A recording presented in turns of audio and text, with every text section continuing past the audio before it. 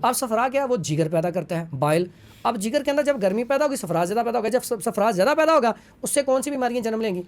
आपका जिस्म तहलील में चला जाएगा, हर टाइम बुखार वाली कैफियत रहेगी।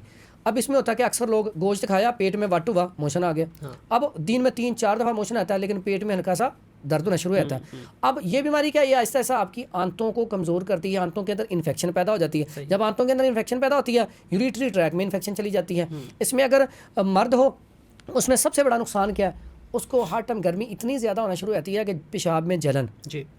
दूसरा क्या होता है, ऐसा पेशेंट जो है गर्मी ज़्यादा होने की वजह से तहलील में आके उसका मादा रवैया पतला होना शुरू हो जाता है, जिसकी वजह से सूरत अंजाल का मर्ज हो जाता है। ठीक है। इसी तरह औरतों में क्या होता है, उन्हें जब मेंसेस आते हैं, खुसूसन ये यंग मेरी बेटियाँ बहनें जो कॉलेजेस में पढ़ती हैं, अक्सर नाश्ता नहीं करके जाती, तो जिगर में जब गर्मी पैदा होती है, तो जब मेंसेस आते हैं, महाना सर्कल आते हैं, इतनी पेन होती है, फिर वो टैबलेट लेती हैं। जब वो टैबलेट लगातार उस पर लग जाती हैं, तो चेहरे पर बाल आ जाते हैं, हार्मोन अनबैलेंस हो जाते हैं, PCOS का मसला बन जाता है। तो मकसद कहने का ये, सिस्ट अंदर पैदा हो जाती हैं। तो जब सफरा बढ़ता है, उसके नुकसान भी बहुत ज़्यादा है, क्योंकि आंतों में इन्फेक्शन होकर पूरी बॉडी को मुतासर करता है। ठीक है। और इसकी सबसे बड़ी निशानी क्या होती है, अक्सर लोगों का पेशाब पीला, सामने से देखेंगे तो आइज पीली होना शुरू हो जाती हैं। कई तो इतनी वाज़ेह होती है कि चेहरा भी पीला हो जाता है, पीलिए की तरफ चला जाता है बंदा, पीला यरकान ही हो जाता है। तो इसमें भी इंसान के अंदर बहुत ज़्यादा नकाहत कमज़ोरी आ जाती है। और ऐसे बंदे को अक्सर आम रूटीन में लोग हार्ट राम कहते हैं। ऐसा बंदा काम करता रहे, जहाँ बैठेगा दिल करेगा टेक लगा लूँ, लेट जाऊँ। घर में अगर उसको काम कहा जाएगा, वो खुद उठने की बजाय पहले सोचेगा, देखेगा कोई और उठ के ले है तो अच्छा ही है। तो ये कंडीशन उसकी वैसे नहीं होती, इस बीमारी की वजह से होती है। और ऐसा बंदा सेंसिटिव हो जाता है, वो हाथ धोएगा तो धो ही जाएगा बार बार।